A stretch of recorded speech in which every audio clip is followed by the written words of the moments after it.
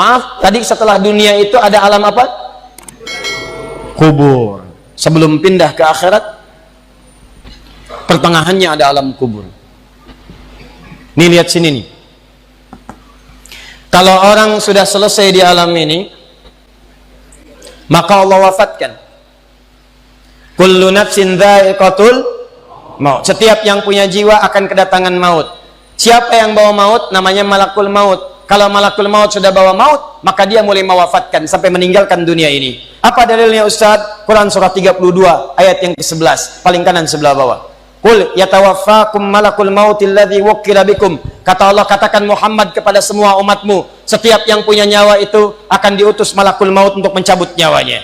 Datang maut, makanya orang yang belum meninggal, yang belum dicabut, namanya disebut oleh Al-Quran dengan nama mayitun. Nih, ada ya-nya, ada taknya. Ya-nya ada tasdidnya begini. Mayit. Kalau ada tasdid, berarti artinya CM, calon meninggal. Antum jangan tersinggung kalau dikatakan mayit ya. Iya. Sama dengan ustad. Iya. Innaka mayyitun wa innakum mayyitun. Engkau mayit, mereka pun mayit. Engkau akan wafat, mereka pun wafat. Cuman Allah membedakan waktu-waktu wafatnya. Barangkali tidak sama semuanya. Bisa antum duluan, saya belakangan, mungkin. Atau mungkin juga ditukar, jangan salah, bisa ditukar. Saya belakangan, antum duluan, bisa. Gak ada bedanya Ustadz. Ya sudah, saya duluan, bisa setelah antum. Nah, dipakai tasdid. Kalau datang maut datang. Maut lewat malakul maut. Maut ini mengambil nafas, diambil tasdidnya nih, ambil ke atas. Begitu diambil, qul yatawaffakum malakul mautil ladzi wukkila bikum. Kullu nafsin dha'iqatul. Ya ayyatuhan nafsul mutmainnah, sesuatu yang tenang. Dalam bahasa Arab disebut dengan sukun. Sukun itu tenang, alamatnya sukun bulat. Ini bulat dalam ilmu loghah. Bulat jadinya, hilang tasdidnya. Maka kalau mayit itu artinya nyawanya sudah tidak ada.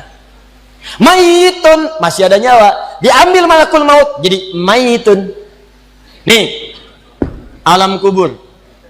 Begitu pindah ke sini, datang malakul maut, dicabut nyawanya, maka diwafatkan, ditinggalkan dunia ini. Maka orang mengatakan telah meninggal dunia.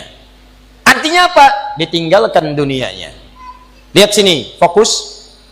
Karena alam kubur beda sifatnya dengan dunia, lain tempatnya, lain keadaannya, maka lain pula bekalnya. Jangankan alam kubur, beda tempat di dunia saja sudah beda keadaannya. Anda orang Indonesia ingin datang ke Malaysia, kalau bekalnya tidak ada Anda bawa, tidak akan mungkin Anda bisa masuk. Apa di antara bekalnya? Ada paspor yang mesti distempel begitu masuk imigrasi. Pergi lebih jauh lagi, misalnya saya pengen ke Australia, maka Anda harus ngajukan untuk mendapatkan visa. Lebih jauh ke Amerika, visanya bisa lebih sulit lagi. Maka bagaimana dengan alam kubur yang sifat keadaannya beda dengan dunia? Makanya bekalnya pun tidak akan sama. Jadi kalau Anda cuma mengumpulkan bekal dunia, maka semua bekal itu akan ditinggalkan saat di dunia. Maka orang mengatakan meninggal dunia, maksudnya meninggalkan dunia dengan semua bekalnya. Nih, maaf ya, jam dunia, baju dunia, handphone dunia, gelas dunia. Jadi semua yang kita dapatkan di dunia, rumah yang luaskah, mobil yang mewahkah, pakaian yang glamorkah, kalau sudah meninggalkan semua alam dunia itu, maka hilanglah semua yang kita kenakan. Habis semua kita tinggalkan. Walaupun Anda koleksi yang bagus-bagus, tetap tidak akan pernah dibawa. Jangankan Anda, yang mengantarkan saja tidak akan menyertakan. Silahkan cek. Anda punya koleksi mobil paling bagus, apakah saat wafat dikuburkan dengan mobilnya? Tidak. Anda punya handphone paling mewah, kenangan tingkat tinggi, di handphone itu suka dipakai bikin status tentang hadis, tentang ayat, tentang tafsir. Tiba-tiba ketika akan wafat, Anda wasiat kepada istri Anda tercinta, Mama, ini handphone kesayangan Papa, handphone bekal ibadah, tolong kalau meninggal kuburkan dengan handphonenya. Kalau Mama kangen, miss call aja. Mustahil. Tuh air, mereknya Bengkulu Fillah, nikmat di dunia, tapi apakah ketika masuk ke alam kubur dibawa? Tidak. Selesai. Maka bagian pertama, Anda mesti sadar, ini yang mau saya sampaikan. Dan dari sini saya akan lebih fokus kepada apa yang ingin saya sampaikan. Kita mesti sadar teman-teman sekalian, pertama kata Allah kita akan wafat. antum akan meninggal. Wafat. Wafat. Wafat. Wafat. Jadi antum kalau melihat di cermin tuh, ngaca dulu, ngaca, tunjuk wajah antum, wafat. Kamu akan wafat. Ketika Anda sadar Anda akan wafat, meninggalkan dunia ini, maka Anda mesti paham, udah punya bekal belum untuk pulang? Udah punya persiapan belum? Jangan-jangan Anda sibuk menyalakan rumah dunia Anda. Begitu padam listriknya, sibuk telepon PLN, telepon ini, telepon itu. Masuk ke alam kubur nggak ada cahaya, mau PLN mana yang dihubungi? PLN yang datang malaikat mungkar. Man rabbuka? Siapa Tuhanmu? Siapa nabimu? Apa kitabmu? PLN. Gelap, gelap, dan gelap. Karena itu orang-orang yang tidak siap dengan kehidupan berikutnya, maka mohon maaf, dia akan merasa ketakutan ketika meninggalkan dunia ini. Bahkan ada yang saking takutnya, malaikat langsung bergerak untuk memaksa dia cepat meninggalkan tubuh dunianya.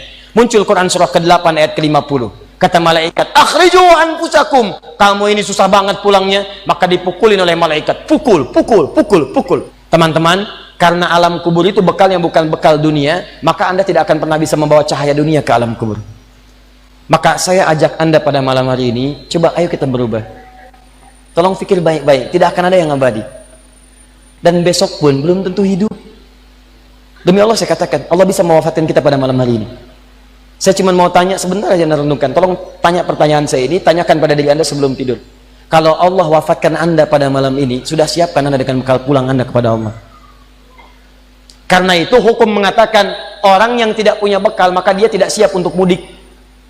Tuh lihat Ramadan tuh.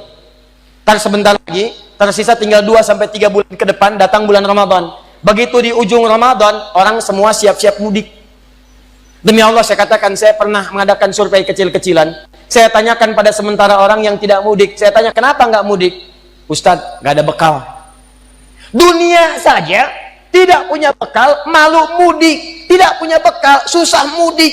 Tapi yang punya bekal, oh dia nyari sebanyak-banyaknya. Begitu sebelum berangkat, tiba waktunya raya, dia siapkan. Bahkan ada yang kemudian mencari motor terbaik. Motornya Honda bebek, bekalnya singa. Motornya bebek, bekalnya singa. Karena bekalnya lebih banyak dibandingkan dengan sifat kendaraannya. Kendaraan kecil, motornya modifikasi. Tambah lagi pelepah pisang. Tambah lagi dus satu. Tambah belakang yang lain lagi. Numpuk semua di belakangnya. Dituliskan kemudian tulisan, aku pulang sayang, jemput ya. Masya Allah. Luar biasa. Kenapa? Karena tahu dia punya bekal untuk pulang. Dan yang dikunjungi pun dihubungi terlebih dahulu. Aku mau pulang. Maka yang di sana menyiapkan segala perlengkapan untuk menyambut yang pulang. Silahkan cek. Begitu tahu akan ada yang pulang mudik, maka rumah dicet. Makanan diada-adakan. Semua dimunculkan.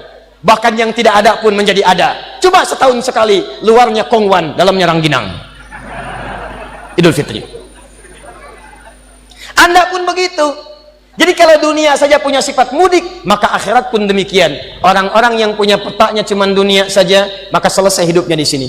Kata Allah, nih saya berikan gambaran. Yang visinya cuma sampai sini, maka saya berikan semua kenikmatan dunianya seperti yang dia inginkan. Tapi begitu selesai ini, ditenggelamkan di alam kubur sampai kedalaman yang paling dalam. Turun ancaman. Allah tidak menginginkan semua manusia larut di sini. Tapi kata Allah, saya tidak maksa. Nih saya berikan gambaran kepada Anda. Kata Allah, turun surah Al-Humazah. Wailul likulli humazatin alladzi jama'a malahu yahsabu anna malahu akhlada.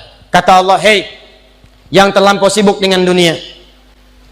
Suaminya sibuk cari harta, hitung lagi, hitung lagi, hitung lagi. Istrinya sibuk kumpul-kumpul dengan sesamanya, cuma membicarakan harta suami. Sosialita yang senang dengan kumpul-kumpul saja, tidak ada manfaatnya, cuman ngobrol, cuman gibah, cuma macam-macam. Makanya ketika menyebutkan kalimat saling cela, saling ngobrol, menggunakan tak marbutah. Tak marbutah menunjuk pada perempuan. Wailul likulli humazatil lumazah, pakai tak, sedangkan tak sifat menunjuk pada perempuan. Muslim laki-laki, kalau ingin jadikan perempuan tambah tak di ujungnya, muslimah.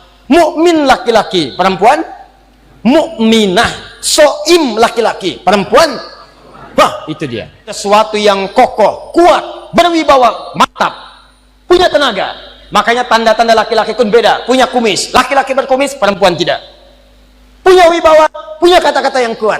Makanya kalau ada laki-laki suaranya sedikit gemulai saja, itu akan kehilangan sifat wibawanya. Nama siapa? Nia. Oh. Nama? Nia.